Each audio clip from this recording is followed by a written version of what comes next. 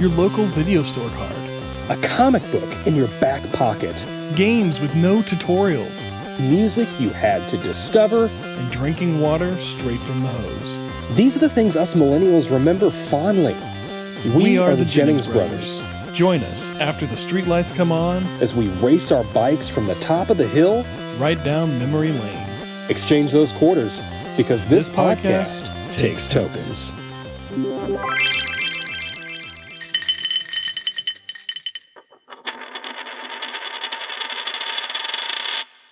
Boom and hello, lovely people. We are back once again. We appreciate you joining us. I'm your co-host Ryan, of course, with my brother Derek. Are you ready for this episode, brother? Because I am. I am. This one's going to be fun. So we're going to be talking about our top 5 NES games today. Not necessarily the top 5 selling or the, I guess, what do you say? What would be the top 5, like... This is our personal top 5. Yes, there we go. Favorites. That's a more eloquent way to put it. So, yeah. Thank you. That's why I've got you around. So, yeah, you know, our lists may not match yours, and that's okay. These are our personal favorites. So, before we get into it, though, how about we run down a brief history of the NES? I love video game history. So, yeah, the NES was originally released in Japan as the Famicom, which was the family computer, on July 15th, 1983. I actually think they had some extra sort of apps and stuff for that weren't like necessarily games. Like I seem to think they had like a calculator and just like it was literally like a computer that you could hook up to your television set. Really? I think I remember seeing that somewhere. I've never played on one. I couldn't tell you. I do know. I think the controllers were like hardwired. They were, and they came out of the side of the controller. So you know, like our NESs, they come out of the top, but the wires came out of the side, which I think would be awkward to hold. Yeah, but the game system had like a little like slot that you could like nest them in too. Like it was nicely organized. Yes, it was. So yeah, that came out in 1983, and didn't come out in North America till a couple years later. So just a little bit of history about video games in North America to kind of lead up to this. So the Atari 2600 was out. There was a couple other systems, but the Atari 2600 was out. It was releasing there was a ton of games being released for it. They had it set up to where pretty much anybody could develop games for this system, and just pay a licensing fee. Just pay a licensing fee, and you could produce as many games as you want. And there were some good games for it, but what eventually ended up happening is there was just a ton of junk. Like it was just bad games, bad ports of arcade games, and really like that caused a lot of people to be turned off by video games. And there was kind of a it was a video game crash, really, of 1983, and people just didn't want to touch them anymore. I don't even know if they were really going to the arcades. Like everybody kind of thought it's just like this is a fad that's over with. It was the internet in the year 2000. Everybody was like, oh, this is a fad, it's over with, we're done, we're moving on. Exactly.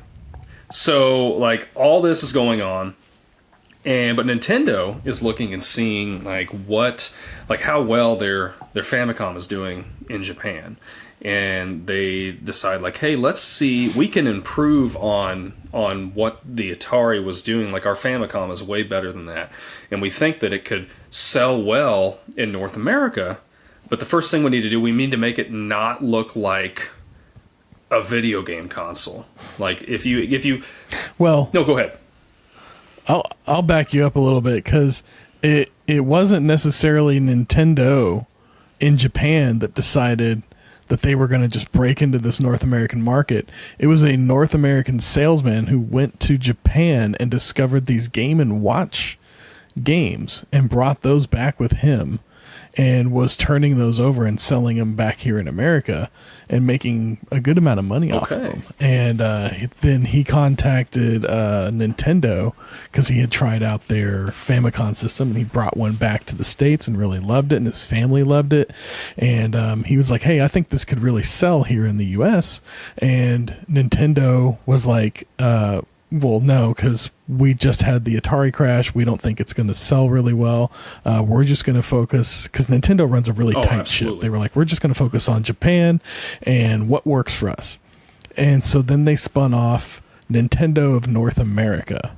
And that's where we are in your story now. We have Nintendo of North America, ran by this American businessman who's running it under Nintendo license and everything, working with Nintendo. It's a, I guess, a sister company, or offshoot. I don't know how you'd phrase it exactly. I don't remember the terminology they used on it, but they're one gaming company, but they just Nintendo wanted a little separation from North America, and they didn't believe that the Nintendo Famicom system would work as well over here as a game machine. And I think I'm going to step on what you're about to say about the titling of Nintendo and why they called it what they called it. So I'm going to let you touch on that real quick, because that wasn't exactly what I was going to say. But what I was going to say is they did. So if you get on the internet and you look up a picture of the Nintendo Famicom, it looks more like, not necessarily the colors, but the way it's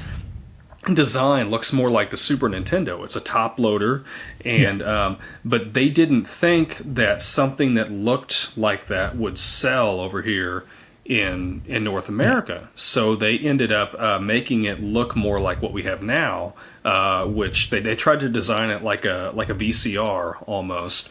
So at first glance, it didn't really look like a video game system. But yeah, how did they come up with the name of it? What was the story on that? So they didn't want to call it a Famicom system here in North America. They wanted to get away from video games, and they were essentially trying to sell video games as not video games. And so they came up with that gray system that we all know and love. They did design it to look similar to a VCR, so that whenever it's on the shelf next to your VCR, it all kind of looks the same, that gray boxy look. And they left all the colors off of it except for the red for their logo and everything. And then they called it the Nintendo Entertainment System. It's not a video game machine, it is an entertainment system. And the plan, I believe, was to expand on that and offer other things, but obviously the video gaming is what people bought it for, and they saw that and quickly abandoned any plans to expand the system in any way and focused on video gaming. And we have the bust of 1983 leading into the boom of 1986 in video games. Yeah, so when they did that, they initially did a limited release of this just to see how it was going to do, and they did it in New York City. And that was on September 18th, 1985. It ended up selling 90,000 units in New York City, which is pretty good, right? I mean, 90,000 of the 100,000 that they brought to sell. Yep. So that did well. So they decided to do, in February, I think, of 86, they decided to do another limited release in Los Angeles to try to test the waters again. Now, I couldn't find numbers on units sold in LA specifically. That's probably because the LA release wasn't another test. That was a slow rollout, and that was the first city that they slow rolled it out in. Yeah, and then it was like every few weeks or every month or something like that, they would roll out a new city with like another so many thousand systems released wherever they were releasing them. I vaguely recall the history on that, but it was Nintendo of New York first, with that 100,000 selling 90% of them, which gave them the confidence to then start doing a slow rollout where they went into LA, the other coast, to see how they would sell there, and then quickly transitioned into a like weekly or monthly expansion to other cities. And pretty soon we had a full saturation of the U.S. market. It was. I think within a year. September. Well, from what I have seen on the internet, the nationwide official release was September 27th, 1986. But within that year of 86, they sold 1.1 million units.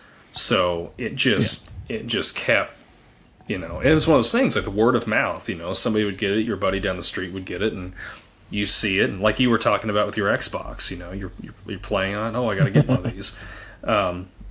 But one thing they did do is they remembered the mistakes of Atari. So Atari, like I said, they were just pumping out games left and right. So Nintendo came up with the if you look at those old NES titles, there's that Nintendo official seal of quality. And what that meant is that had went through, Nintendo had went through the game, they looked at it, and they were giving it the approval stamp, but it also meant that they were limiting game companies to making, I think, 5 games a year instead of just pumping games out left and right. And so they had a lockout. Which I'm going to touch on that later. Yeah. So, but anyway, the system ended up ultimately selling 61.91 million units over the course of its lifetime, which was from 1983 until 1995. That was interesting to me because I think the Super Nintendo released in North America in 1990, so there was a 5-year overlap there of when both systems were being sold. Well, it was before we were on this 4-year life cycle of game systems we're on now. This was, really, I mean, I think you could argue that Nintendo ushered in the era of home gaming. Now, Atari may have been there first, but Atari was more of a, I don't know how you describe it, a tester, or they kind of laid out what didn't work. And they figured out all the kinks. Then Nintendo came in and they really ushered in this whole new genre, or this whole new era of home gaming that we know and love today, and we're still in. And it was the number one sold game system, I believe, until the Wii. I think the Wii outpaced it. Finally, I thought, or maybe I think it was the PlayStation 2. that originally, or PS2. I think that outsold it, and then the Wii outsold the PS2.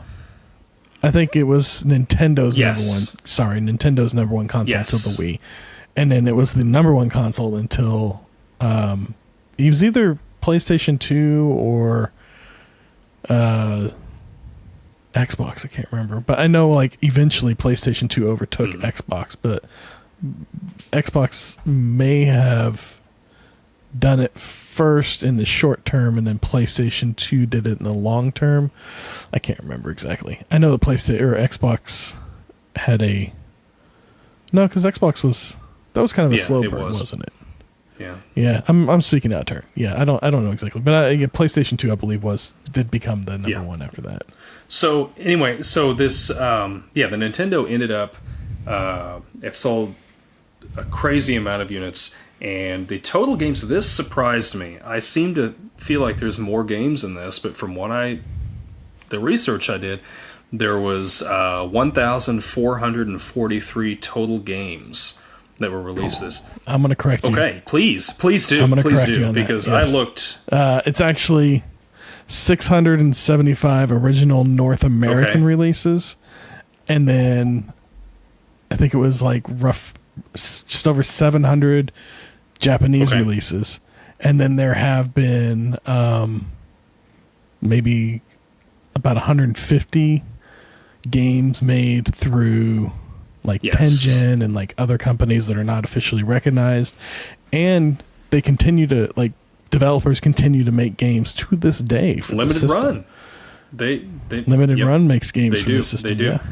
And other small brewers. In fact, you can write. Because this was kind of a thing I wanted to get into at one point, was you can write a Nintendo game. You can download all the software to the computer and write a whole game, make it work, and then send that code off to a company that will then print it on a cartridge for you on a chip, and put it in a cartridge that you can load into your Nintendo. Phenomenal. and play. And I think that's really cool that to this day, even though they're not being made officially licensed, there are still games being made for the Nintendo. That's just a incredible testament to how great of a system it is, you know.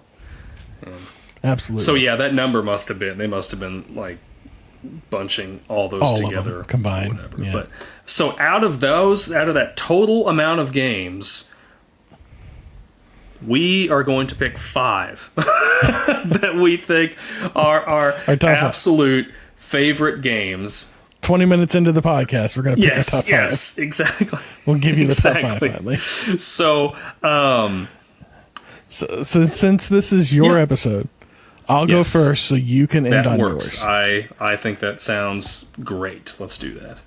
All right. So my first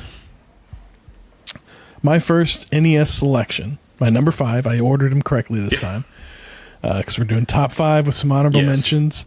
My number 5 is going to be Teenage Mutant Ninja Turtles.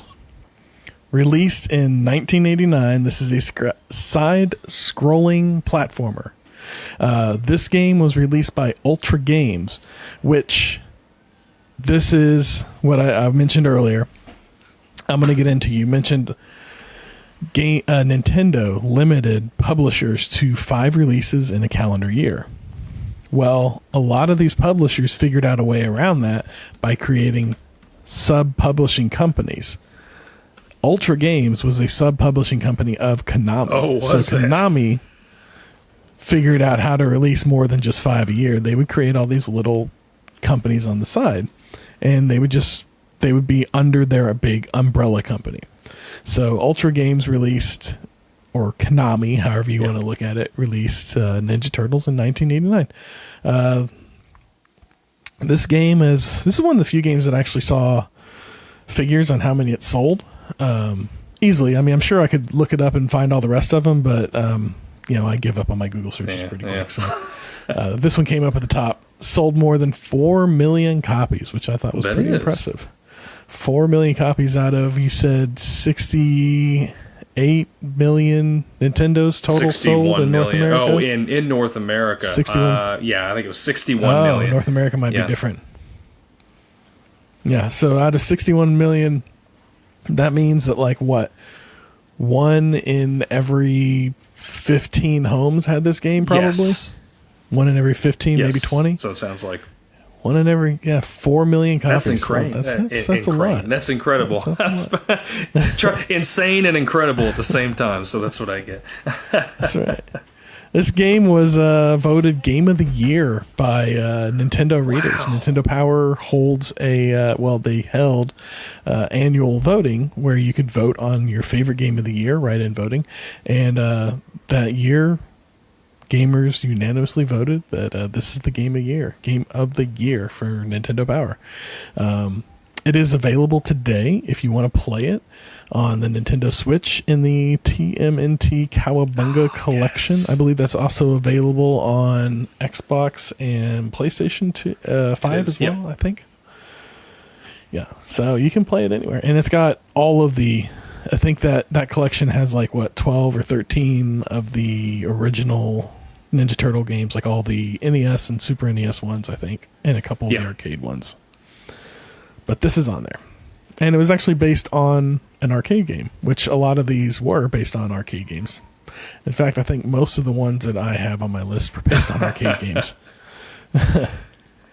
But there was a Nintendo Ninja Turtles arcade game that came out, I think, the year before, and they based this game off of that, although they don't play the same. I don't think they're that similar.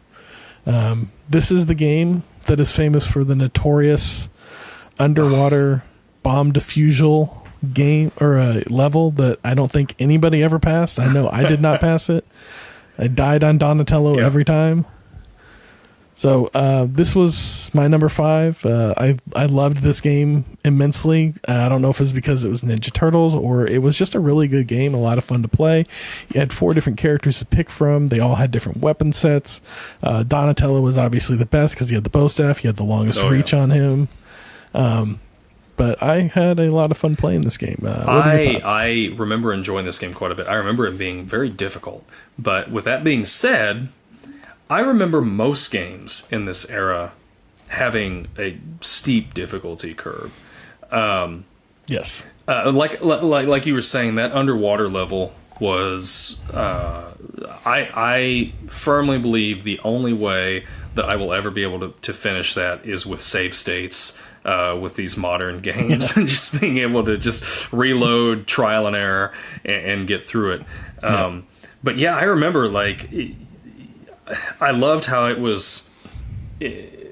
And this was kind of a theme in a lot of NES titles. There was like the side-scrolling levels, and then you would come out of the sewers, and you'd be in this top-down overworld, moving around. Donatello, his bow staff was definitely overpowered compared to the other. I think. She was like Raphael, who had like the shortest. It was like 1 pixel of it. He was the worst. A hitbox. You start with him because you know you're going to burn somebody. I remember. Yep, I remember this game. I remember playing it, enjoying it, not being good at it. But I do remember it, and I did enjoy it.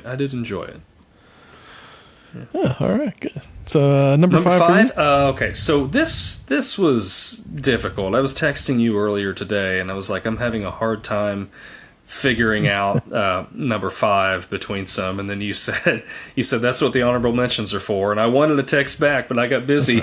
I know, but I don't know which one is honorable mention worthy and which one is top 5 worthy. So I'll go into the ones I didn't pick later when we get to the honorable mentions. But number 5. Star Tropics, released December 1st, 1990. Have you played this? I have never played Star Tropics. Oh my gosh, you got to play it. Nintendo published this game. I've heard great things. It is fantastic. Yeah. It is a side-scrolling... no, it's not really side-scrolling. I guess it is a top-down adventure. I was getting some stuff mixed up. Yeah. Top-down adventure. And there's... So you're playing as this baseball player whose uncle has gone missing on this tropical island, and you show up there and you're trying to find your uncle, and you start out in this like village, and everyone's wearing like you talk to the chief of the village, and he's got like this grass skirt on, and everything,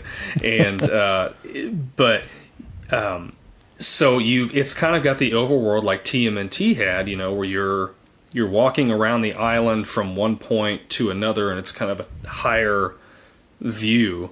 But then you'll go into like a cave or a building or something like that, and then it turns into more of a closer, almost Zelda-like top-down view. And that's where your action's at. That's where you're fighting enemies, monsters and stuff. And you start out, you've got a yo-yo, and so you're like hitting stuff with a yo-yo, and you got your baseball bat, and you solve puzzles. So it's very much, in a sense, like Zelda-esque. And then, but then you've kind of got a little more exploration when you're going, like when you're looking at different places on the island. I remember like sometimes there's things blocking you from going one way, so you have to try to find a different path to get to where you need to go on the island. And it's just... It does sound a lot like Zelda. It is. It's a lot of fun, and I really enjoyed it. If you want to play it, it is available on Switch Online, actually. Yes, I've seen that in there. And they came out with a sequel, and it's escaping me now what the name of it is. It was some name, and then Star Tropics 2. I have not played that one, but I plan on it. It's Zoda's Revenge. Yeah, that's it. Zoda's Revenge. I knew it was something. I'd heard it was something like different like that. So they broke from the 1-2 tradition or whatever. So that's my number 5, and it's kind of funny because the way I looked at this whole list, I was like, okay, if I was thrown on a deserted island And I was given an NES, and I could only choose 5 games to play for the rest of my life. Which ones would I pick? So anyway, so Star Tropics, I thought, well, going with that theme, it's got to be Star Tropics, So there you go. Yeah. Anyway, that's my number 5. So number 4 for you. All right. Number 4. Well, before we continue on number 4, I forgot to mention before we started, we had talked about purposely leaving off Super Mario 3 and Legend of Zelda because we've already covered those. So if you're expecting Super Mario 3 or Legend of Zelda on this list, it's not going to be on either one of our lists. For me personally, that would have been in my top 3. Both of those would have been in my top 3, and it would have been a little redundant to talk about those again so soon after having done the episode. So Super Mario 3 and Legend of Zelda have purposely been off this list, but know that for me, they are in the top 3. So I'm going to piggyback off that real quick, and I am going to say, yes, that's the reason those games are on the list. They both, if you look at the pantheon of NES titles, they both definitely deserve to be within the top 5, 3, if not the top 2, maybe. For me personally, they wouldn't have been on my list, believe it or not, because of these other titles. Okay. Anyway, not that they're great. It's definitely games, the 2 games I played the most.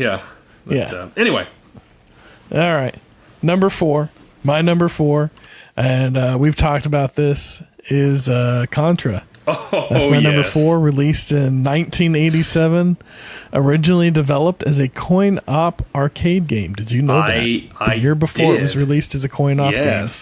All right. I actually got the pleasure of playing this game the night of our sister's wedding. Whenever I was in downtown Omaha, there is a toy store called the Amazing Imaginarium, and they have the Contra arcade game all the way in the back if you want to go check it out. And anyway, so I got to play it a little bit. It was kind of fun. Plays a lot like the NES game, I gotta say. But this is a run and gun thrill ride. It's a lot of fun. A side scroller. Again, developed by Konami. I think I've got a little bit of a theme in my list, and Konami definitely. There's a lot of Konami. I'm realizing that Konami made a lot of games that I really liked, and this was one of them. Contra. I remember us playing this game a lot. Growing up, I remember this is the game where, and I'm going to go on a bit of a tangent here. This is the game where we learned that infamous Konami code, aka the Contra code. We all know it. We all love it. Say it with me now. Up, down, left, right, BA, select, start. That's right. 30 lives that would get you in this game. 30 bonus lives. Did you know that the Konami code is also, you can also use it in the Tengen version of Tetris? What's that? You can. In the Tengen version of Tetris, if you enter in the Konami code, it'll change your current piece to the vertical eyepiece. Which is very handy. Interesting. That is something I'm going to have to use. The Konami code can also be used, but only in the Tengen version. It's not used in any other version, only the Tengen version. It is also used in BioShock. Really? Infinite.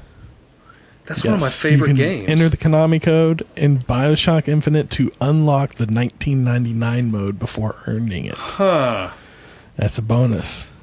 It's also available in numerous other games by Konami. I know there's a version of one of the Metal Gear games uses it. There's a Incredibles, the movie, game based on the movie that uses it. Anyways, Contra is available today in the Contra Anniversary Collection, released by our friends over at Limited Run Games. The Nintendo Switch edition comes with this Contra, Super C, and a few others. It is on my list of games to get next for sure. Yeah. Because I do have Contra. That's one that I don't have a physical copy for. That I want to get. I have. But all right, so my original there you go. Contra. If you're looking at the video feed, then you got a little eye treat for you. Get the original there. It doesn't want to focus. There we go. Right there. Right there. Yep. Original Contra. So yeah, that's my number 4 Contra. Man, I remember playing this game. I think this is one of the first games I had, for sure. It was a lot of fun. This game you do the side scrolling for a little bit, and then it kind of like it takes that turn where you go into the levels, and suddenly you're head on, like you're shooting down the screen at objects and then running forward down the screen, which is a little different.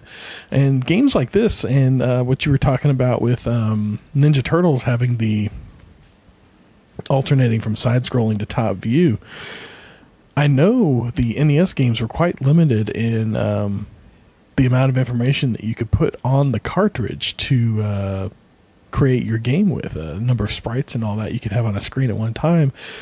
So games like this really impressed me, where they can go from side-scrolling to an alternate view type, because that takes whole other sprites to create. But this one was a lot of fun. I couldn't tell you the last time I played it or the furthest I've gotten in it. I know I've gotten to at least level 4.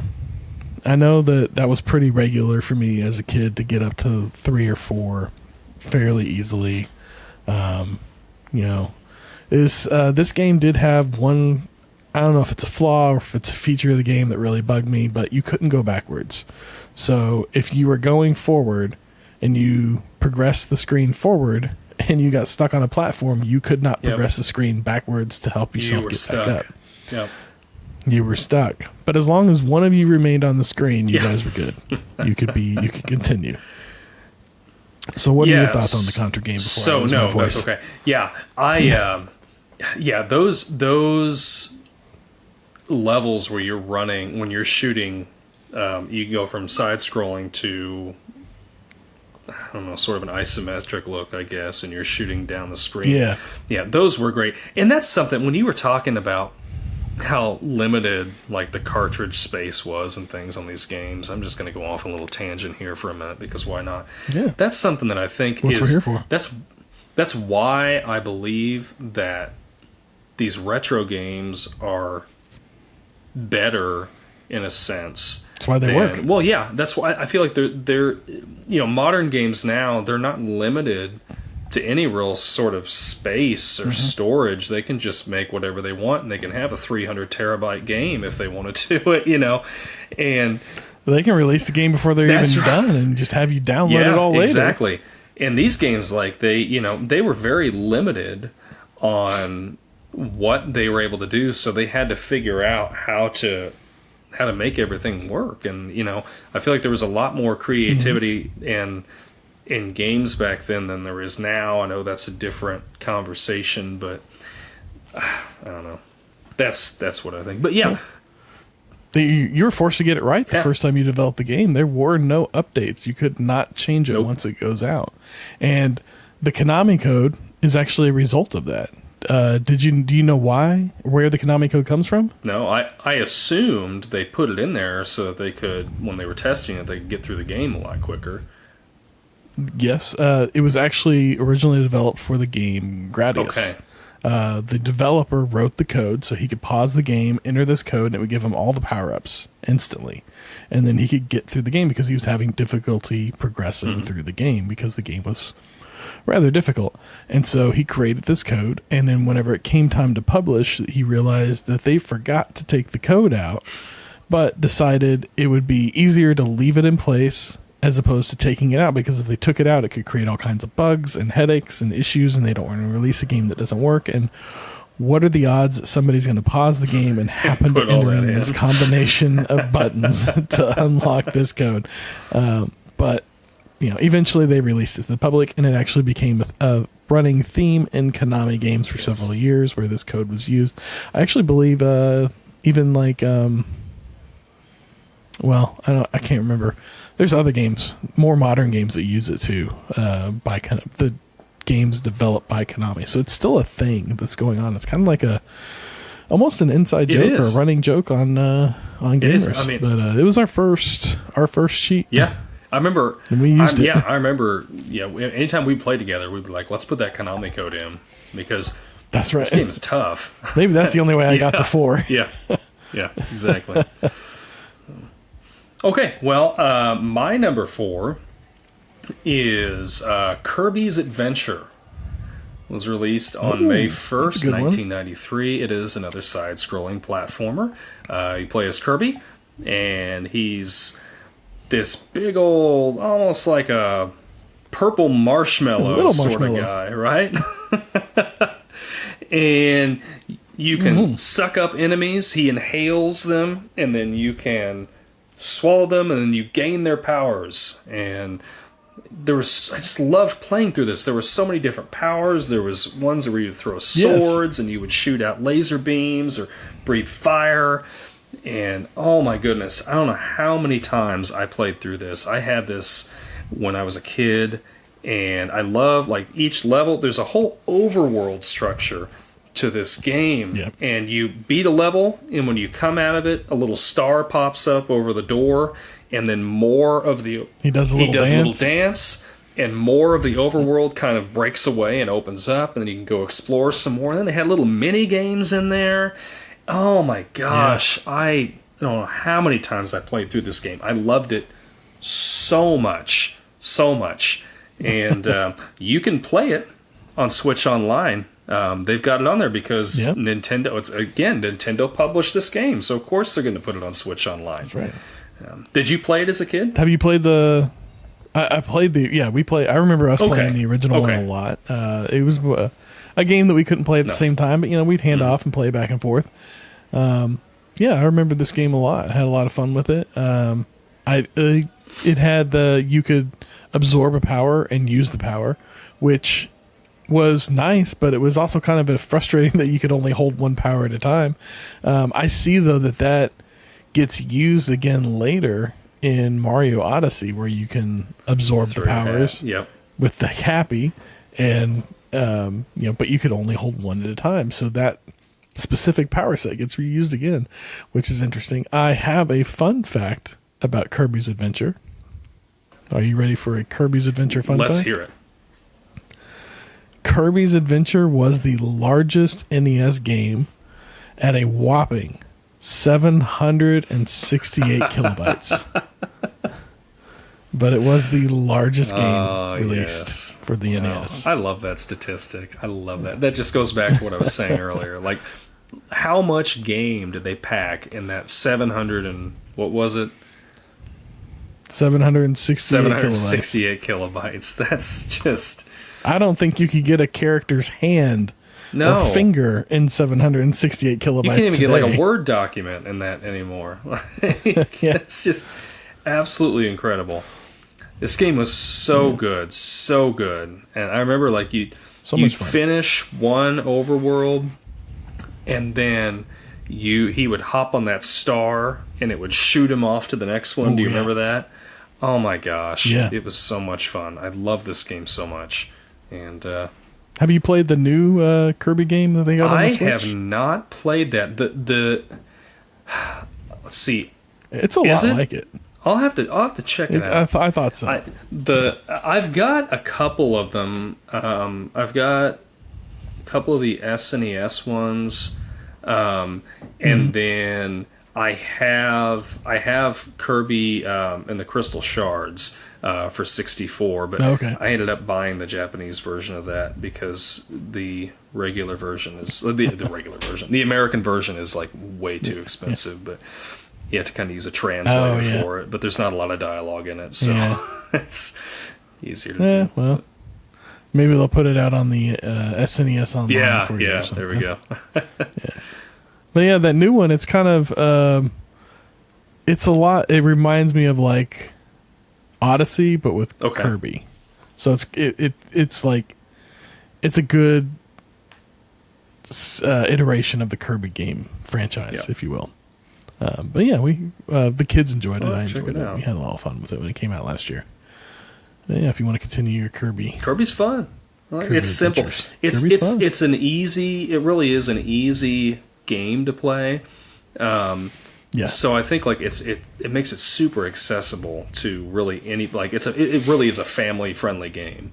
And it's just cute, and it's just it's fun to play, and and that's okay.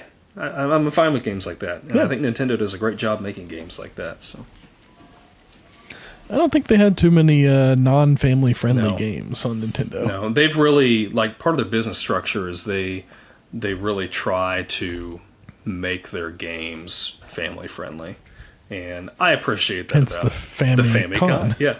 Yeah. The family computer. That's right. Well, I'm going to move us on to my number 3, which touches back on Konami again. For me, number 3 was Life Force or Gradius, depending on Life Force being a sequel or spinoff to Gradius. I can never remember which one I played growing up, if it was Gradius or Life Force, because they're so similar. Side-scrolling ship, you're shooting enemies. Life Force released in 1986. I picked Life Force because I have a copy of Life Force, so I could play that if I wanted, or show it off here to everybody else at home. There it is, right Life there. Force. Another Konami game released in 1986, actually known as Salamander in Japan. It's a side-scrolling shooter, as I said, released by Konami. It does utilize the Konami Code. I believe in this one, it gives you, in Life Force, it gives you extra lives, and in Gradius, it gave you all the power-ups. But this game is available as an arcade classic anniversary collection on the Nintendo Switch, Xbox One, PlayStation 4, and PC. So you can get this one pretty much anywhere, as long as you have a relatively new gaming system. I have not played many of the arcade classic versions of the games that they release. I got one on the Wii U towards the end of its life cycle. Before I got the Switch, I got it because they would release games on the Wii U that were direct Nintendo ports, NES ports, and then they release these arcade classic ports of games. And I think in doing the research for this, it makes a lot more sense now, because so many games were actually ported to the Nintendo from arcade cabinets. So a lot of Nintendo games are actually just arcade games that were ported over. And so it makes sense that they have this arcade classics collection, being as how most of the games are based out of arcades. So, I only played one, and I wasn't very pleased with it. I think it's because I was expecting the NES version of the game, and it was the arcade version of the game, which was a little bit different. So I haven't had a fantastic experience with arcade classics, but in this case, I don't think it would be that bad, because there wasn't much of a deviation between the Life Force arcade game and the Life Force NES game. So I would recommend playing it. It's a lot of fun. Like I said, it's a side-scrolling shooter game. You're a ship on an alien world. You're just trying to get to the end. I remember the boss at the end was, I think, a dragon or a snake or something. And that was about as far as I would ever get. Is maybe I would defeat him, maybe I wouldn't, and I would go on to the next level, but I definitely wouldn't make it past the next level. No. That game was... It was hard, but I really loved it. And honorable mention to 1942, which was another game very similar, except you scrolled up the screen as a fighter jet in the 1942 war. And that one was a lot of fun too. They were, I think they both kind of, for me, that and Gradius all kind of hit that same I don't know, gamer hitbox for me that I really like. And Life Force was probably my favorite because you could collect these little power-ups as you go and build your ship up bigger. You could get a ghost ship that floated that floated along with you and fired as well as you did all the same things you did. You could drop bombs down to the ground. You could shoot straight up. You could shoot lasers. I mean, there were all these different power-ups. You just collect these power-up boxes, and whenever your power-up bar filled up to the power-up you wanted to enact, you would execute that power-up and gain the power-up for it. And so I think that's what edged this one out for me in those terms, as far as like an airplane shooter game, because like I said, I really enjoyed those. And I think that goes back to my favorite arcade game, and perhaps one of my favorite games of all time, Galaga. Very much so the same, you're shooting plane, space aliens and all that. And but yeah, so Gradius or Life Force in this case, that's my number 3. Did you ever play that one? Like, I played them a lot. Yeah, I was never good at them, and I'm still not. Like, I tried playing R-Type, which is very similar. Just the other day, I think they have like R-Type 3 or I don't know, one of them. It's on PlayStation Plus Network. I downloaded it and I tried playing it, and I mean, those games, it's like one hit and you're dead. Yeah, it doesn't take anything. You and like, I don't know how many times playing that or any, whichever one, I would accidentally hit a piece of the map. And and then you're done in like one of the stalactites or something. And then you got to start all the way back at the beginning of the level again. Yeah. And oh my gosh, but they are fun. I love those types of games. Yeah. I'm with you. Like, they hold a special place in my heart. I love playing like just side scrolling shoot 'em ups. They're just so much fun. And there's just something about I don't know, just you got all these things flying at you, and they just avoiding everything. Yeah, that's a good pick. I remember enjoying that. So What's my number 3 was your number 4 is Contra. I think I don't really know what else to hit on that. I think we hit a lot of stuff, but did you ever play? I know you had mentioned Super C. And then did you play Contra Force? Actually, I have not played any of them past Contra. Okay. So I was looking at getting Super C. I was doing some NES game cart window shopping on eBay this week as we were talking about this, and I got very close to getting a copy of Super C, but I got outbid, so that one will still wait on me. Super C is not... none of these Contra games are very cheap either, so you just got to kind of have to try to hit the right price on them.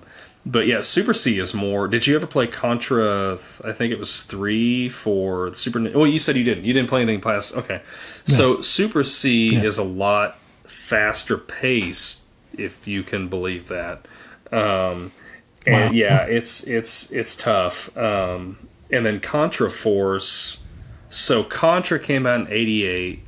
And then Super C came out in 1990, and then Contra Force came out in 92. Now, if you would play these, you would think that Contra Force came out first because it is the inferior game of the other two. Yeah, really? Like, it's more like the little bit that I've played of it, you are in like a city and you're fighting like regular dudes. And, in the Contra game, like, you're fighting these aliens and just all this little, which I guess maybe in the first level, I guess those are guys. But anyway, your characters are a lot bigger, and it's really weird because the way the map moves, like if you're playing like the original Contra on NES, as you're running, the map kind of moves and kind of keeps you in the middle almost of the map. In Contra Force, like, you almost have to move to the very far right of the map for the map to move, and then you don't see these enemies that are right beside you. The map moves, and you get shot, and I don't know. I just felt like it was quite the inferior game of the three. But if you get a chance to play it, like if you get the Contra pack or Contra Anniversary Collection, I'm sure it's on there. It's worth a shot. It's worth the frustration to just try this game out. To experience this game. Yeah.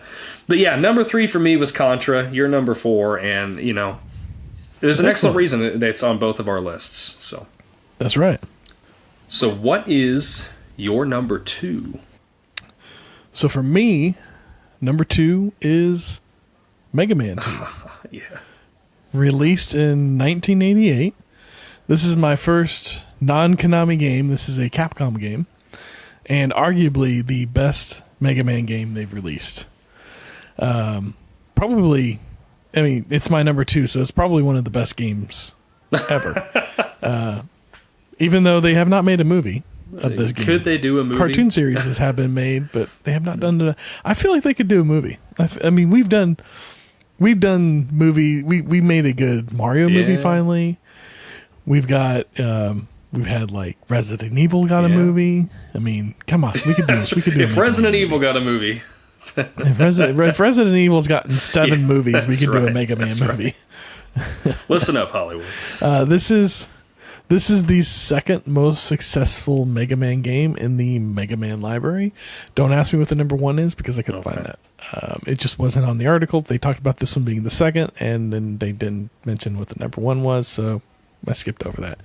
And didn't come back to fill in that blank because we were pressed for time and wanted to shoot. But this game, if you remember, has a killer soundtrack. Oh, yeah. This is one of the best NES soundtracks is this game right here. In fact, there have been physical record releases of this album to purchase and listen to at home. This game has been released countless times. There have been so many iterations of this game. I had it on the NES. I had it on my Game Boy. I even had this game as a Tiger Electronics handheld. No way. Did you ever have the handhelds? Yes, the Tiger Electronics handheld game. It did not play anything like Mega Man 2, but it was Mega Man 2. Yeah, playing Mega Man. Are you really? That's right. Yeah, not really. Yeah, not really. This is available currently in the Mega Man Legacy Collection, available on all major consoles. Mega Man 2, it was a lot of fun. I thoroughly enjoyed this game. This game had a password system for saving your progress, which also enabled me to just skip straight to the end whenever I got frustrated with trying to work my way there. But, it is what it is. I had my own personal method for working my way through all of the baddies. I'd start with your Woodman, who was going to give me, I think, then allowed me to get Metal Man, or I think it was Metal Man allows you to cut down Woodman. I think. Yeah. Yeah. Well, I thought Fire Guy was what you used for Woodman. I don't know. It's been a long time since I played. There was a very specific order. I remember the music. That's if I sat down in front of it, I can remember it. That's right. Yes, Mega Man 2, fantastic game. I thoroughly enjoyed it. I think I've played this game recently. This, Zelda, the Mario games, those are games that I've played, and my number 1 are games that I've played more recently, probably within the last couple of years, if not the last year, at least a couple of times. And Mega Man 2. That's my number 2. I enjoyed the first one, not as much. I enjoyed the third one, not as much. I feel like the further away from 2 I got, the less I liked the Mega Man games. But 2 was definitely my favorite, and I thoroughly enjoyed it. You should try out. Have you tried out the X series, Mega Man X? Those are really good. Like the Super Nintendo, I think it has X and X2, maybe even X3. And then the PlayStation has like X4 through 7 or something. and you Okay. you can play as I'm forgetting my Mega Man lore, but I think it's X. I think that's another Mega Man character, but he's this. You've probably seen him. He's like this red-looking guy, and he's got a sword. And you can play as him instead of Mega Man, and you're like just hitting guys with swords and stuff. And that one, Melee those are really fun. But do you remember the box art for Mega Man 1? Oh yeah. With that guy that's like that guy on the front with the gun. Yeah, that was. They were expecting a different game. That's whenever the games took like 3 years to develop.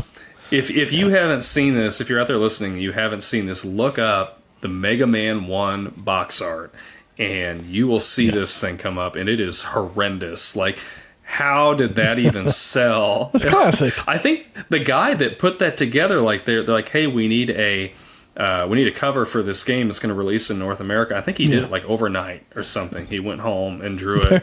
They told him he's got a gun for a hand. He's like, all right, he's got a gun in the hand. No, he's got a gun for his hand. Sure. But he's got a gun in his hand. But yeah, the Mega Man 2 was so good.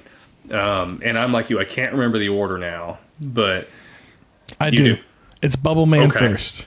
You take on Bubble Man first, which lets you take down Metal Man, who lets you take down Wood Man, who lets you take down Wind Man, who lets you take down the Fire Guy, and then you go after the Freeze Time Quick Guy and the Bomber Guy. Okay.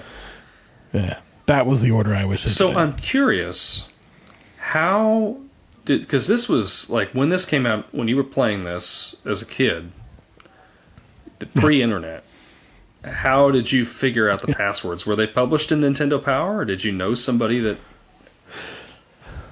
I think they did get published in Nintendo Power at some point, but that was one of those things where I had a couple of spiral bound notebooks that I kept next to my Nintendo, and I would take notes. Like I had a list of all of the different game, like in Mario 3, the matching card game. I had a drawn out list of all those different boards and what they looked like. I think there were like 12 different boards you could run into. And based off of those 12 different boards, I figured out that if you looked at like these two specific spots, you could determine which board you were on and solve it the first time every time. And I would also, because every time you beat one of the Mega Man levels, it would give you that code to get back to that spot, so I'd jot those down as well. And I had other gaming notes in there too from a couple other games, but those were the two primary ones that I used it for, was marking down those specific things. And like any game that had like a save state code, I would write down those codes in there. But yeah, you take that to school and you compare notes with somebody else who had been there. Oh, I've been to Willie and here's my code for it. So you copy that over real quick between periods, or on the playground or on the bus or whatever, and then go home and put that in and be like, it's missing one of them, or there's one of them off and it doesn't work, or maybe it would work. But I think I got them out of the Nintendo Power eventually, is where they all came out of, or Game Informer, one of those other gaming magazines might have put it out, because there weren't too many of them back in the day. I know it was Nintendo Power, and I don't know that there were. I mean, until Game Informer, I can't really think of any other gaming magazines. I think there was Tips and Tricks was another one that I remember. Tips and Tricks, that's the one. I think those are the two. Because they had all the codes in the background. So, yeah, it was a Tips and Tricks magazine. Okay. That was where I got them from. Okay. You're right. But, yeah, that was I fun. remember, I remember going to school, because I had, it was Mortal Kombat that I had, it was Mortal Kombat 1 or 2, one of them that I had for Sega. And I always wanted to know what the fatalities were. And some kid from school, wrote down all the fatalities. And I was a little bit leery. I'm like, I doubt these are going to work. And I went home, and they did. And every single one worked. I'm like, how does this kid know every fatality? And he was the coolest kid in school, I'm sure. Yeah.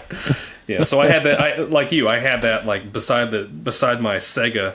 Whenever I would play it, I had all that in there. But yeah, because we went home that one Christmas, and I got a Super Nintendo, and you got a Sega from our Aunt Kathy and Linda.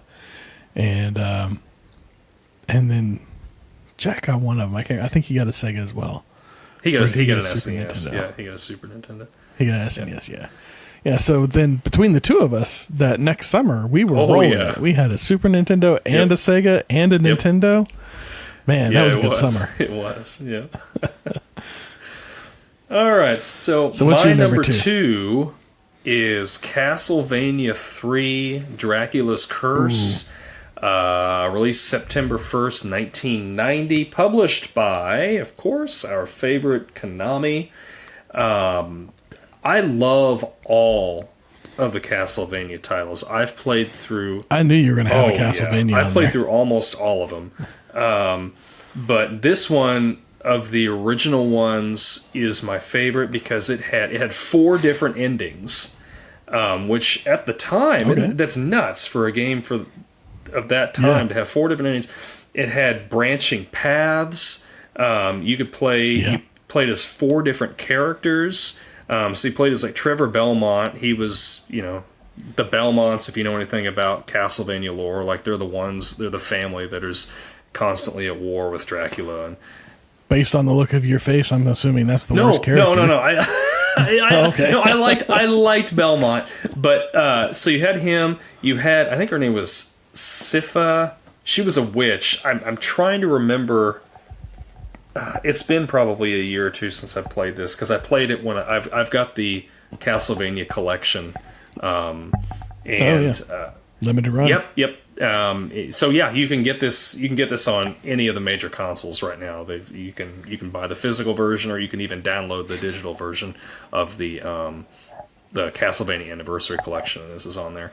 I can't remember what exactly her special ability was. Belmont had the whip, and he had the range. But then there was a pirate that you could play as. Grant was his name, and he could climb on like the ceiling. And then Alucard, which is Dracula backwards. If you played Symphony of the Night for PlayStation 1, you play as Alucard. You play as Alucard in this one. I remember he could turn into a bat and fly across like big gaps.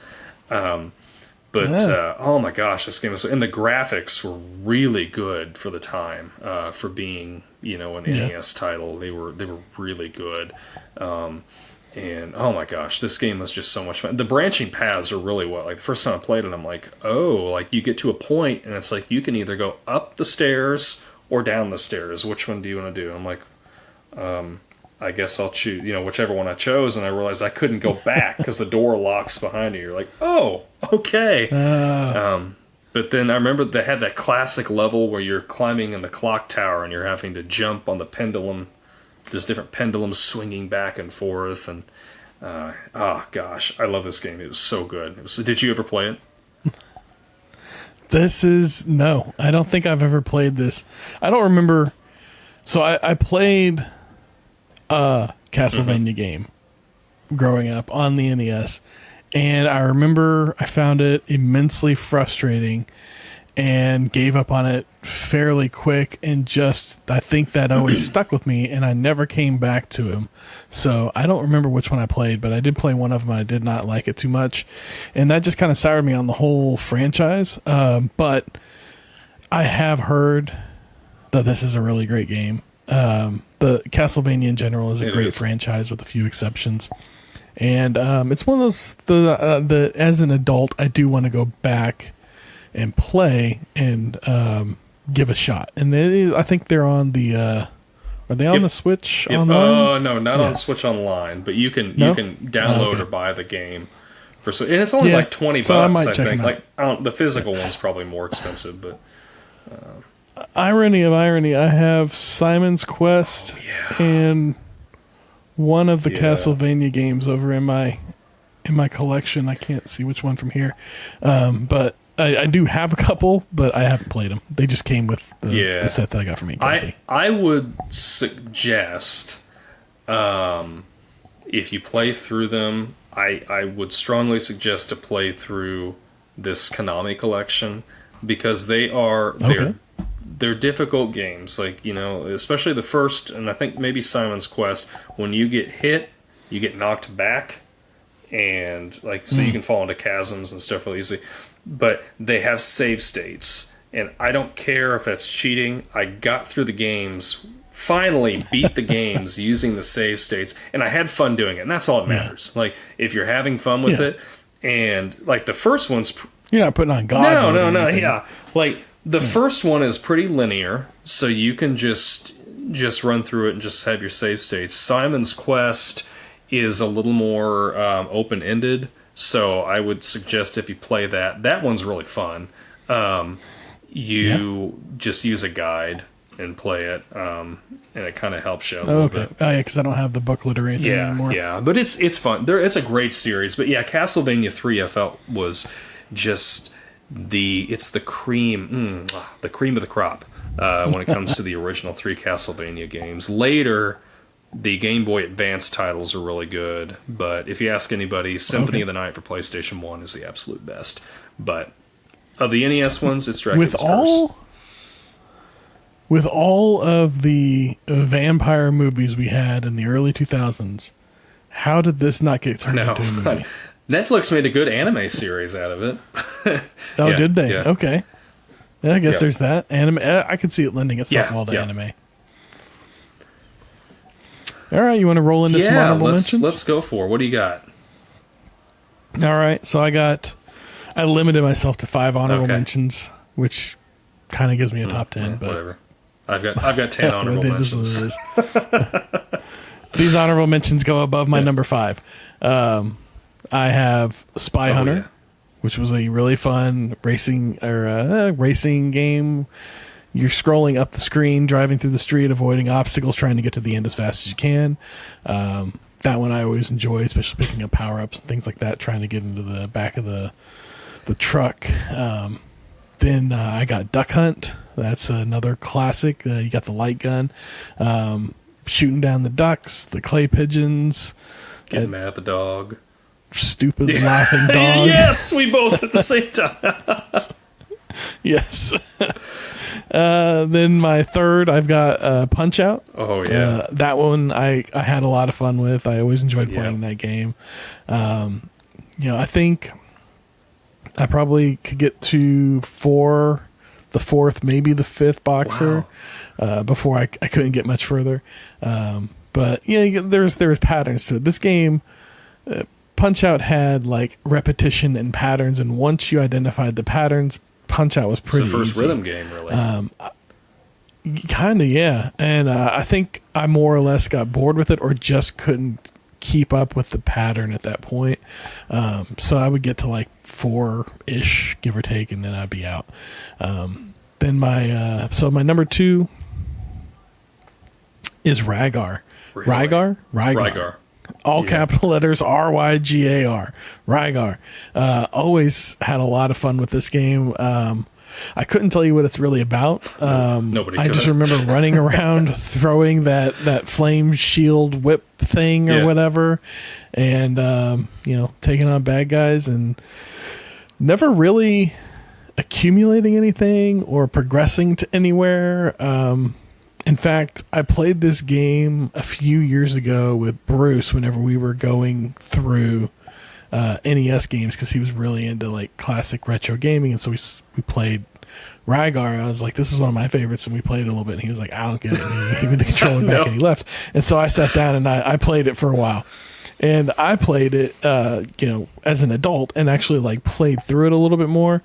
And I went to areas that I didn't even know were part of the game. I think there was like a castle at some point that I went into. It was a different experience, and I kind of want to go back and play it again and kind of figure out what this game is about, because honestly I couldn't tell you what it's about. It's just this guy, like a big like Hercules looking dude in a loincloth running around with a shield and I think a flame whip or something like that, bashing some bad guys. That was my number 2 honorable mention. Number 1 honorable mention is Snake, Rattle, and Roll. Oh, yeah. Now, this game was released on the... so Snake, Rattle, and Roll, Punch Out, and Rygar are all games you can play on the Nintendo NES Online Collection.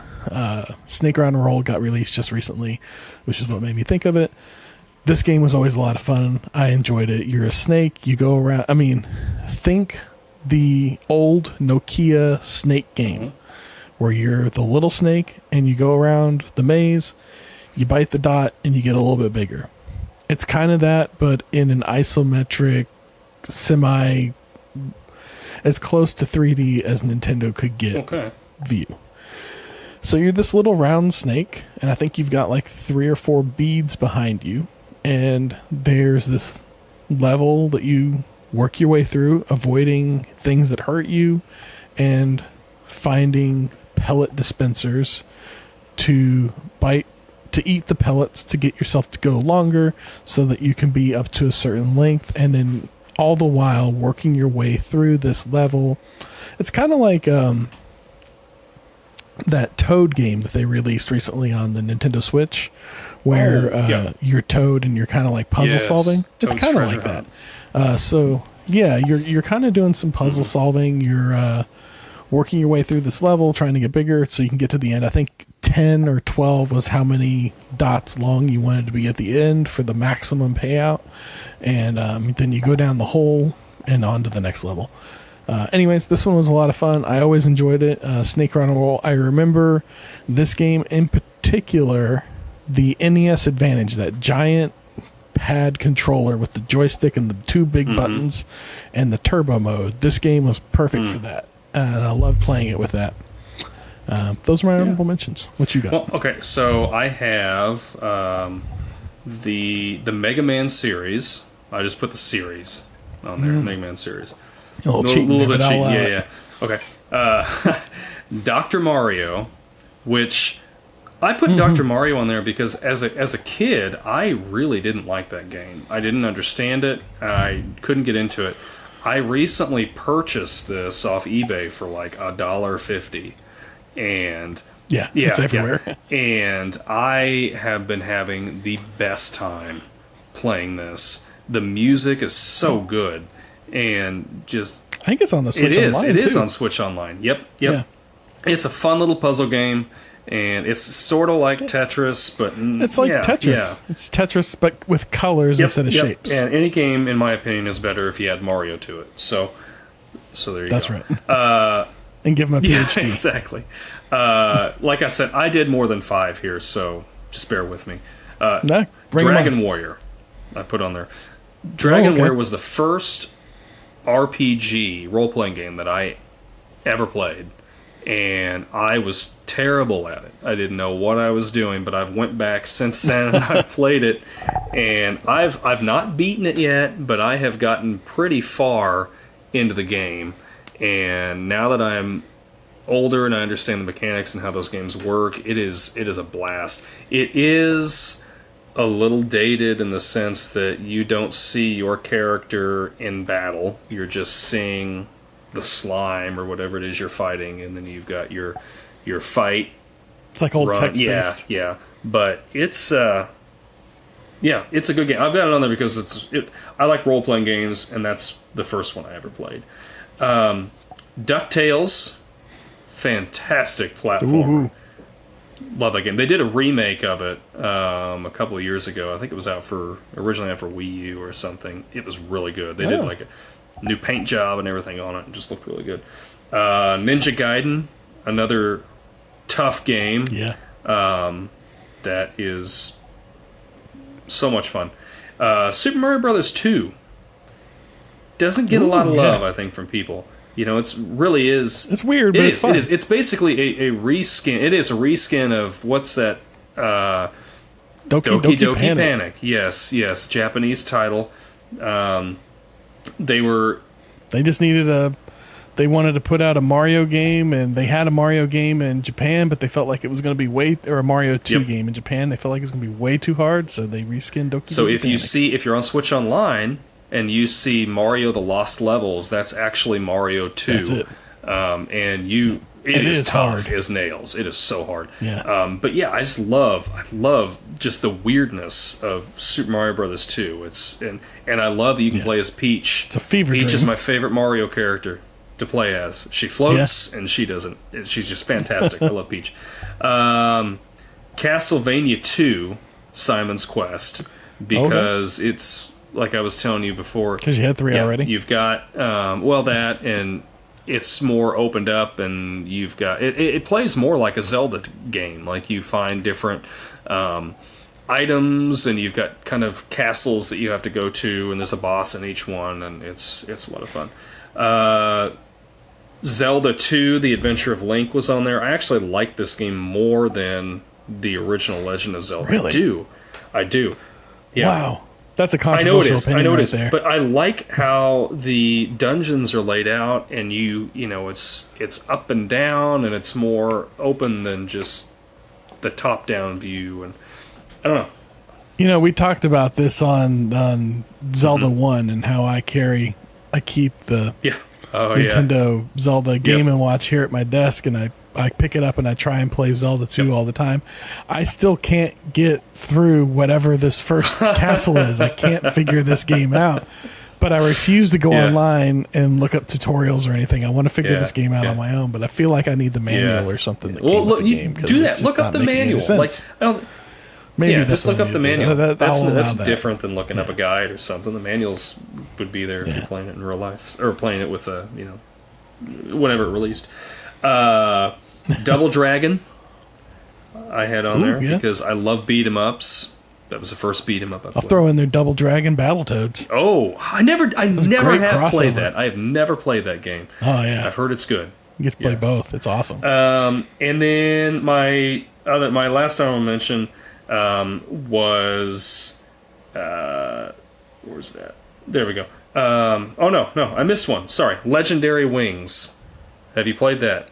Oh, it's a Capcom game. I've heard good things. It starts out like it's a mix between like a top-down shooter, like you were talking about with 1942, and then you will change and go into levels, and it becomes a side-scrolling shooter in certain levels, and you collect power-ups, and it's a really good shooter. Capcom released it, and it's really. I owned that one. I don't know whatever happened to it. Well, I probably sold it when I was younger.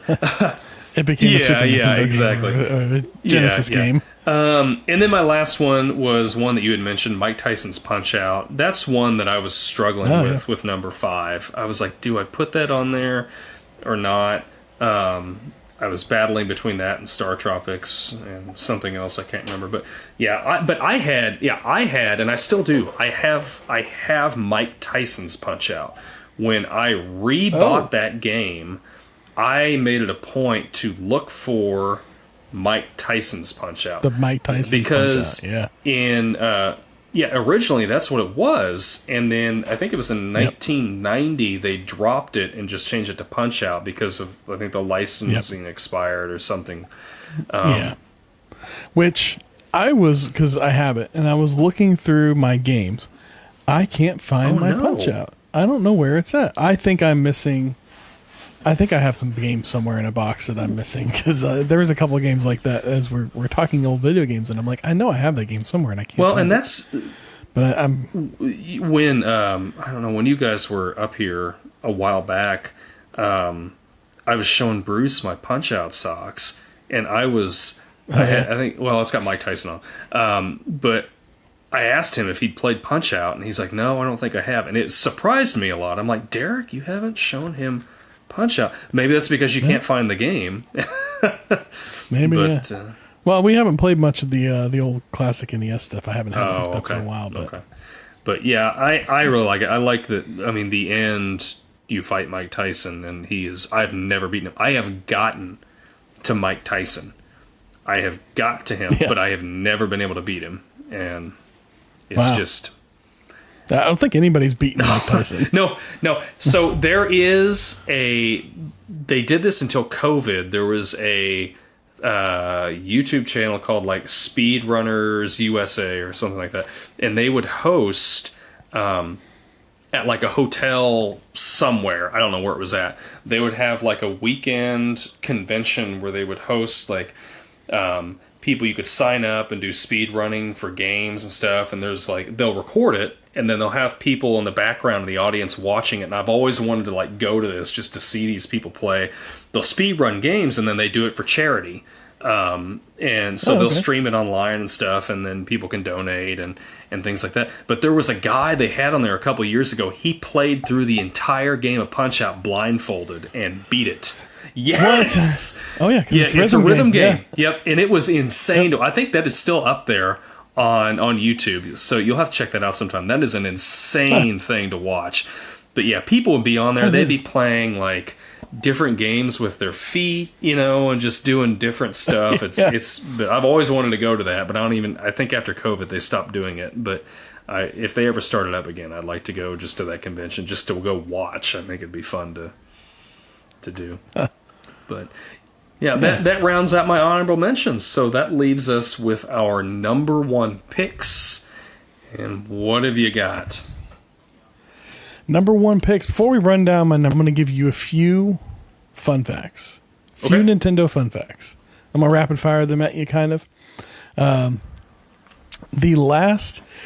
you know what the last NES game released was? No. Official NES game released? December 10th, 1994, Wario Woods was the last official Nintendo release for the NES system. Okay, I've heard of that. Yeah. Super Mario Brothers is the number one selling game with 40 million worldwide copies. The original Super Mario Brothers? The original Super Mario Brothers. Okay. Not the Duck Hunt Super Mario, is the original Super Mario. Okay. The longest game to complete at 68 hours. Do you want to take a guess at what the longest game to play would be at 68 hours? Final Fantasy. Final Fantasy. That's a good guess. That was on the list. Final Fantasy II was on the list, if I recall, and it was like 5 or 4, something like that. No, this is going to shock you. Techno Super Mario. No way! It would take you a little over 68 hours to complete a full regular season and postseason of Techno Super Bowl. Oh my gosh. 68 hours. That's on Switch Online. I think I'm going to have to... Challenge accepted. Yeah. Challenge accepted. All right. Originally, the NES in North America was released in 1985, like you said. Do you know what that NES was packaged with? I used to know this. I don't remember what it is. So it was originally released with the Super Mario Brothers Duck Hunt game, that 2-for-1 game that we all know and love, a light gun, a rare second controller. Not since the original NES have we seen games packaged with a second controller. The original NES was packaged with a second controller, the light gun, and the Super Mario Duck Hunt game, all for the low price of, any guesses? $499.99. $149.99. Okay. $149.99 for the whole thing. Wow, that's good. Yeah, that's good. That's a good little bit. So that's my my fun facts for Nintendo for you. I like it. So my number one NES game, and you touched on this in your honorable mentions. You want to care to take a guess at what my number one is? It was in your honorable mentions. Let me look back through. I'll give you that. Dragon Warrior. I had to keep my mouth shut. It's Dragon Warrior. I knew That's it. right. I knew it. Knew it. Dragon Warrior number one. This was released in 1989, North America. This one has kind of a funny release. So it was Dragon Warrior was released in 1989 in North America. However, it was released earlier in Japan under the name Dragon Quest. And that's actually what the series is originally called, is Dragon Quest. They released it in North America as Dragon Warrior, putting a more aggressive art on the box here, with the dragon and the warrior doing battle. Very fantasy. Yes. Very cool. It's one of the things I love about the game. And one of the things that I don't like about Dragon Quest is it's a little more cutesy. But in the game, you really can't. There's no difference. So yeah, the North America release was in 1989. This followed the Japanese release, and So, like I said, the original release in Japan was called Dragon Quest. 3 years later, it was released here in North America and called Dragon Warrior. These games were out of sync. So you had Dragon Warrior 1 through 4 that were released here in North America, staggered about 2 to 3 years after the Dragon Quest release in Japan, which was basically the same game. They just brought it over to North America and gave it the Dragon Warrior logo. And for whatever reason, it was released about a year or 2 or 3 years after the Dragon Quest version in Japan. But after the initial Nintendo run, whenever they went over to the Super Nintendo, they kind of got on the same page and started releasing under the Dragon Quest branding or moniker. They re-released Dragon Warrior 1 through 3 as Dragon Quest on the Super Nintendo in North America as one game, and all was right in the Dragon world.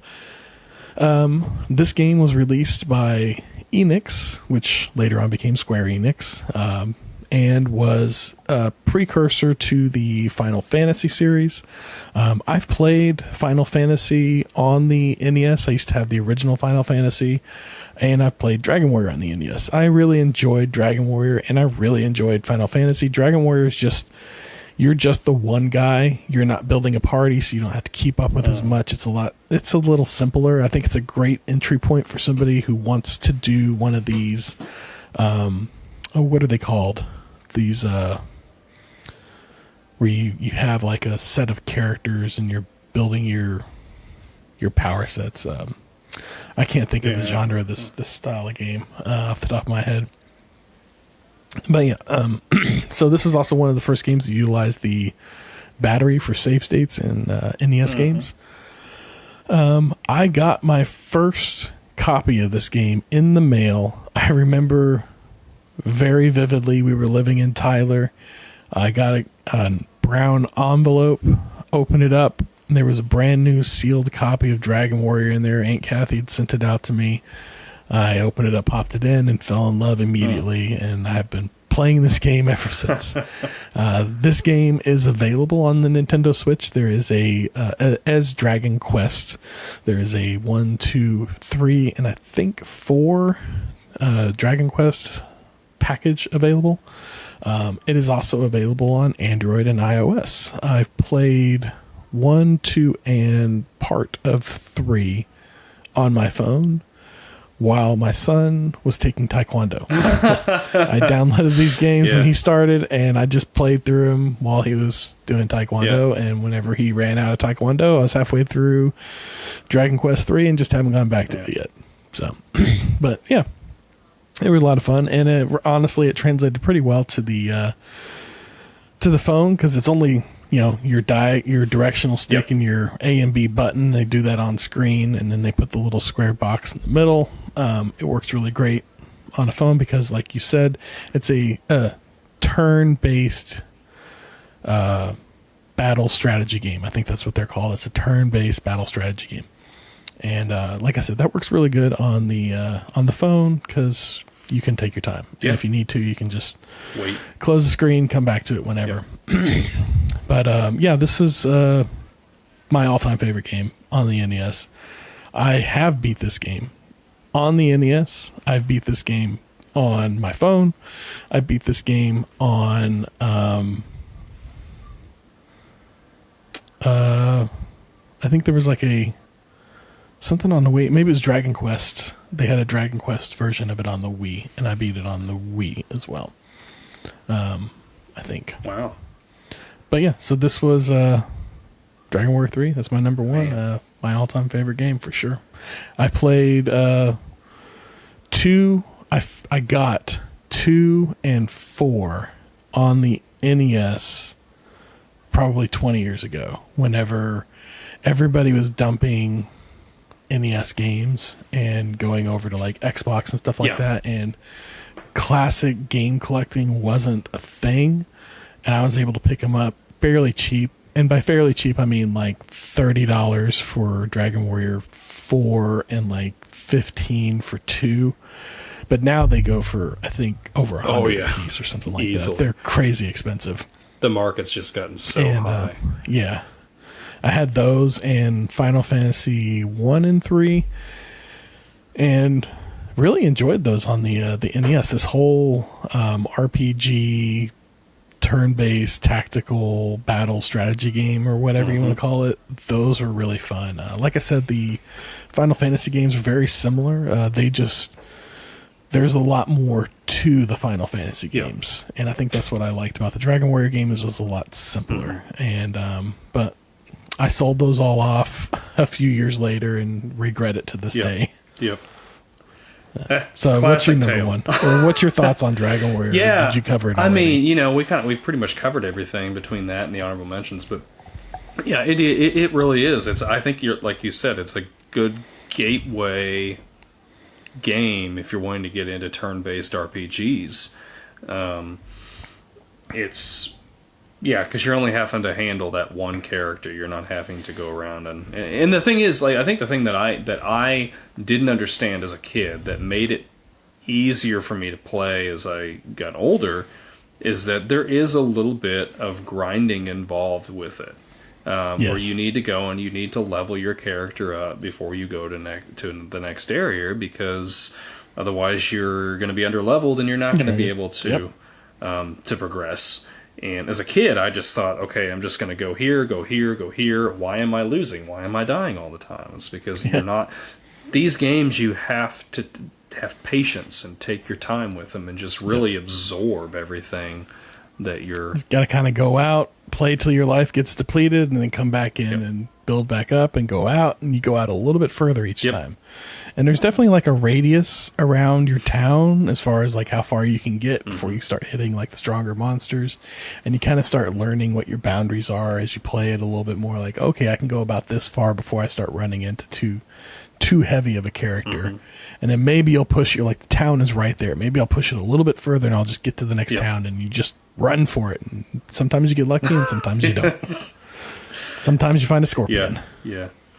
That was one of the things that so these old school RPGs, they have the random battles, and that's I think Chrono Trigger was one of the first ones. It was another Square game that ended up having... They're big into these. Yeah, oh, they are. Yeah.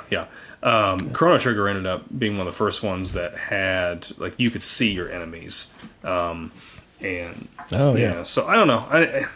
It doesn't make it as good for grinding, I guess, if you're trying to level up your character, because you kind of have a finite set of enemies that you're fighting. But anyway, yeah, Dragon War, that's a good pick. That's a good pick. Yeah, thank you. So my number one is something I am sure you have never played. Okay. But it came out May 19th, 1989.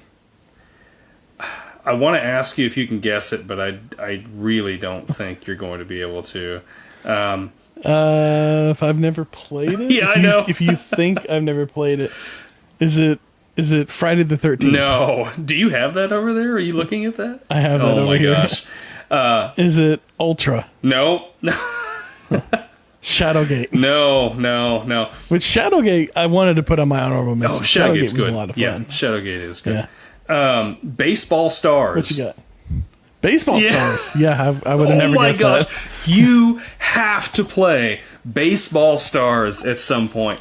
So I might have that one over there. I have a couple of I pick up the cheap dollar. Oh yeah. Sports games just to round it out. So I might have this it over one. It's a little more sought after. If you look online, you're going to be paying about $15-$20 for it. Okay. But it was published by SNK. It was originally an arcade title, and like a lot of these they moved it over to the NES. And this thing has like you were saying with Tecmo Bowl, this thing has a full-on, you can build your own season, you can make your own roster. It's got the teams. I think there's 7 teams, and I'm gonna read them to you just because they're. I think I may have played. Have you played it? I think it. Well, I know I played a baseball one on the NES, and I remember the screen, and you got the guy standing in the middle of the screen with the diamond coming out in front of him, and then the pitcher, like, could be player 2, would throw the ball, and then your player 1, the batter, and you got to swing at the right time to hit the ball. Yeah. So I may have played it, or if they're all like that. I don't know. Nintendo had baseball. I think it was literally just called baseball, and then Tengen did an RBI baseball. I'm sure there's a couple of the baseball games, but this one had you could steal bases. You could, like, if a ball's been hit, you could end up like running an extra base, or you could have your character run backwards back to the base. Yeah? But so here is, I know you're looking for it over there. See if you've got. No, I can't help it. We'll have to play it sometime. This is so good. Here's the teams. This is how, like, generic they made these team names, and I love it. I love this game for it. So, the American Dreams, and that was like your more powerful team. So it had names like Babe and Hank were like names, you know. So you got like Babe Ruth and Hank, like after your old baseball players. Yeah, those, because they had all these player names, and then they had the Brave Warriors, the Japan Robins, the World Powers. Now we're getting into the really good ones. Ghastly Monsters was one of them, and the players' names were like Zombie, Freddy, Jason. I think there's a Chucky in there.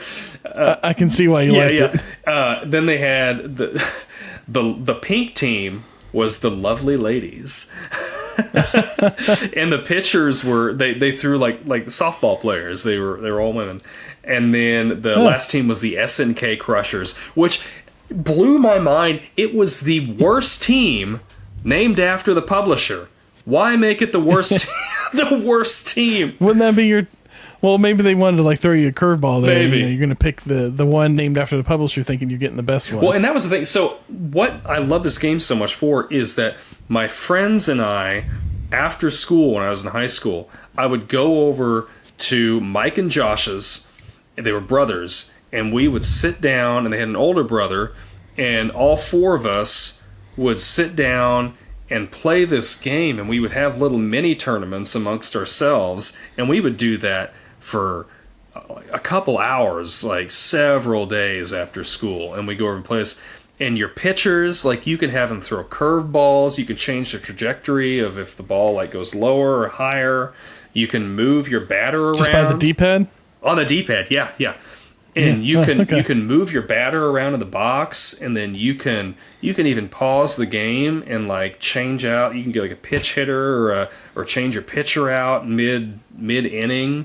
It had like all these features, and the other day I was in there playing it. Like, I will sit down and play this game just every once in a while because it's just so much fun. I'll play through a game of it. Oh my gosh, it is a blast. It is the... If I had an NES and someone was like, you can only play one game on this thing, you can only own one game, you could bet your bottom dollar it's going to be Baseball Stars. It's such a good Baseball game. Stars. And I am really not a huge sports game guy, but man, this game it's so good. I don't think it's available on anything, though. I don't think that they ever re-released it. They have... On the Switch eShop, they have Baseball Stars 2, which... So they had an NES release. They did Baseball Stars 2, but then I think the one that's available on the eShop is the arcade version of it. Because it looks a lot nicer than an NES title. But I think the only way you can play this is you have to just buy the cartridge. Buy an NES. Yeah. But it is so good. I love this game. Oh, I love this game so much, and I wish you'd have played it because I want to hear your opinion on it. But I knew when I put it on there that I wasn't going to get that treatment this time. So. I think the only sports game I ever really played on the NES was the Excite Bike and Techno Bowl, or Techno Super Bowl, one of the two, whichever one. Yeah. think those are the only ones I ever really played. Yeah. And then like occasionally like somebody would have one and I'd play it, but yeah, I never really got into sports games until probably Xbox 360 era. I got into like Madden and some of the Need for Speeds and Dirt and some other racing games. Yeah. But yeah, never really. I guess racing games. I kind of dug racing games every once in a while. Like there was like I forget what it's called. It's like Pro-Am or something like that, and you're little micro machines. Yeah, you're like almost micro machines. Yeah, and you're just mudding, and it's just like the controls on it are like really sloppy, and you're just like sliding all over the place. But then you'd get like that turbo boost, and you just boom, boom, boom, boom, boom, and just like burst your way around and just like bash your way through the course. I love that game, especially as an arcade. That's a great arcade game. And you could see the whole course on the screen, right?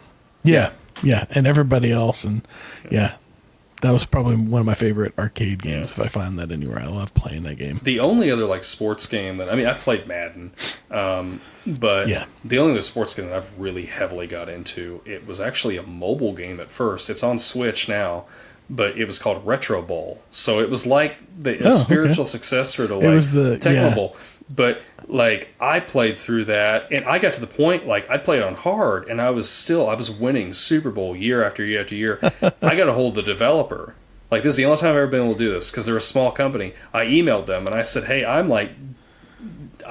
beating this thing on hard. Crushing it." I said, "Can you do a like I can't remember what I called it, like a hardcore mode and just make it tough as nails because I want to really fight to earn that Super Bowl title." And I had a couple other suggestions in there, and a couple months later they did an update and they had rolled that difficulty out. And I'm like, there is no way. I have no way to prove that I'm the one that had that idea. Maybe somebody else emailed it in too, but they never did email me back, but they did roll that out. No, they did. Oh no, they're gonna act like they never got your email. No, they did. They're gonna act like they never got your email. They emailed me back after I sent that, like saying thank you for the suggestions or something like that. But no. But yeah. So you get royalties now, right? Yeah, sure, I should. It was like a 99-cent game, and I played that for hours and on my phone and everything. But anyway, I've really dug like I've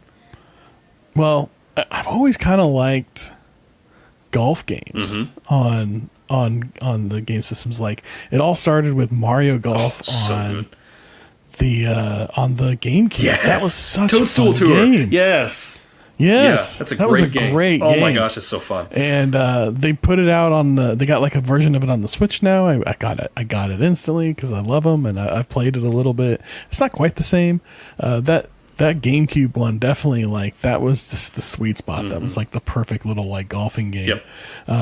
Then they had like Outlaw Golf, which was kind of like goofy golf, but it was fun. But recently the EA's got that McIntyre Golf, which is like their successor to which is taking over the Tiger Woods mantle of golfing games, and that's pretty fun. Like I'll kick back, and I'll go like I'll get a beer and I'll sit down and I'll play that game, and it's nice and relaxing. Yeah. Golfing is like it's a fun, relaxing game. It is, and I enjoy it for that. It's a good way to unwind. Yeah. I think you'll never find me on a golfing green. I've never played golf, and I have no plans to play golf. Although I do enjoy a top golf and a miniature golf, but I have no plans to go out and play 8 holes. Yeah, exactly. Or 18 holes. Yeah.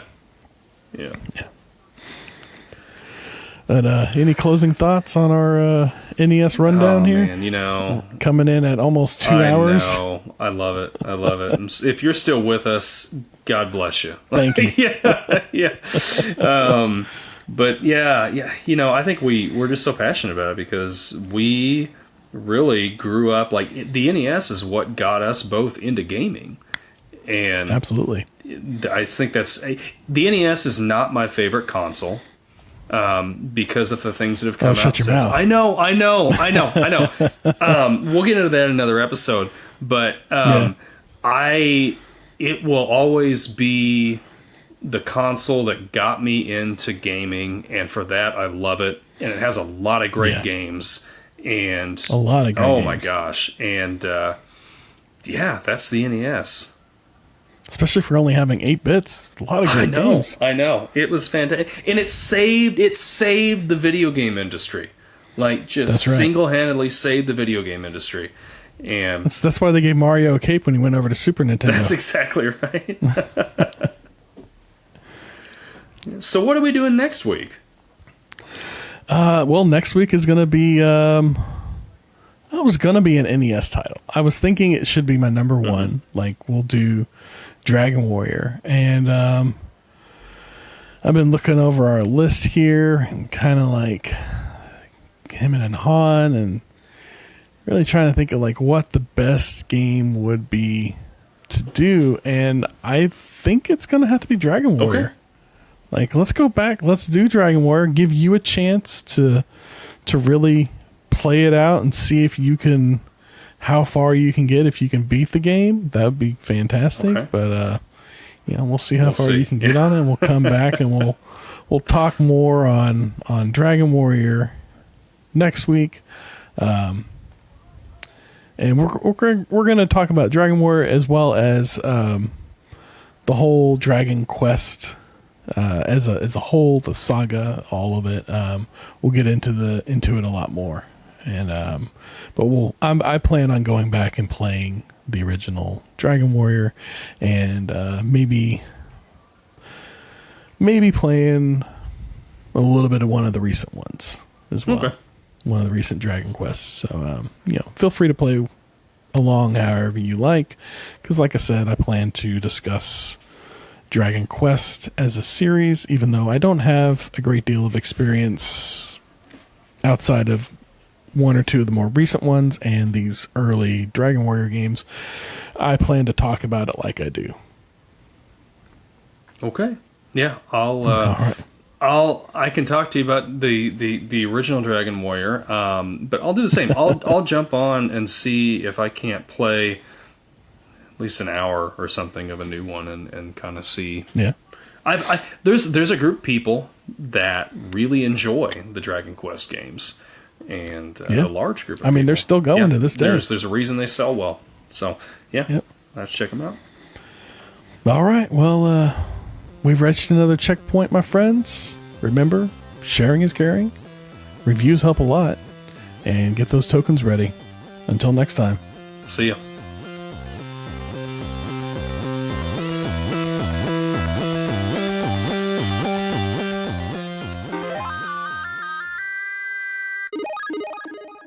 This Podcast Takes Tokens is a Clay Street production.